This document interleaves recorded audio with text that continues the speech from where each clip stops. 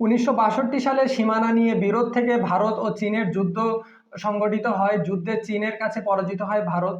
এরপরে চীন তিব্বত দখল এবং পরবর্তীতে ভারতের বর্তমান অরুণাচল প্রদেশ এবং আকসাইকে নিজ দেশের ভূখণ্ড এলাকা বলে দাবি করতে শুরু করে।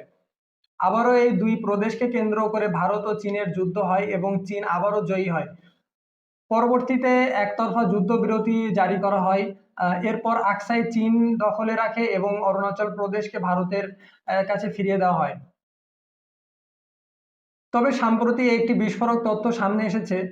জানা গিয়েছে ভারত ভূখণ্ডের 60 কিলোমিটার অভ্যন্তরে ঢুকে পড়েছে চীনা সেনাবাহিনী। এমনটাই দাবি করেছে অরুণাচল প্রদেশের বাসিন্দারা। স্থানীয়দের দাবি অরুণাচল প্রদেশের অন্ধ্র জেলায় চীনা সেনাবাহিনীর ক্যাম্প দেখা গিয়েছে। এরপর থেকে দেখা দিয়েছে নানা জল্পনা। স্থানীয়রা আরও বলেছে অন্ধ্র জেলার কাপাপু এলাকায় চীনা ক্যাম্পের খোঁজ মিলেছে। ইন্ডিয়া টুডের একটি প্রতিবেদনে দাবি করা হয়েছে সপ্তাহখানেক আগে থেকেই ওই অঞ্চলে ডেরা গেড়েছে চীনা সেনা সদস্যরা। ভারতীয় সেনাবাহিনীর মালবাহকেরা এমন তথ্য নিশ্চিত করে জানিয়েছে যে চীনা একটি ক্যাম্প ম্যাকমোহন লাইন থেকে 60 কিলোমিটার দূরে ফাতিগ্রো পাসের কাছে অবস্থিত। উল্লেখ্য যে এই অন্ধ্র জেলার চাকলাগাম এলাকা থেকে 2 বছর আগে নিখোঁজ হয়েছে দুই ভাই।